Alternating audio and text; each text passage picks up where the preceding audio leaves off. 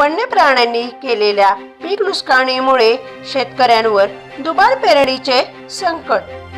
पाटण तालुक्यातील कळकेवाडी येथील शेतकऱ्यांचे गेले प्रचंड नुकसान। यामध्ये अरुण नंदा मोहिते यांनी आपल्या 25 गुंठे शेतामध्ये भुईमूग हे पीक पेरले आणि दुसऱ्याच दिवशी पेरलेल्या पिकाचे रानडुकरांनी मोठ्या प्रमाणात नुकसान केले।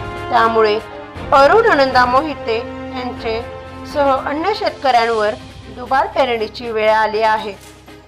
असे असता आधीच कोरोना कालखंडातील लॉकडाऊनमुळे सर्वांचे जगणे मुश्किल झाले असताना त्यात अशा प्रतीचे नुकसान व दुबार पेरणी करण्यालायक चालू असणाऱ्या पावसामुळे पेरणी लायक शेतीची स्थिती राहिली नसल्याने दुबार पेरणी सुद्धा कशी करावी हा मोठा प्रश्न शेतकऱ्यांसमोर उभा आहे।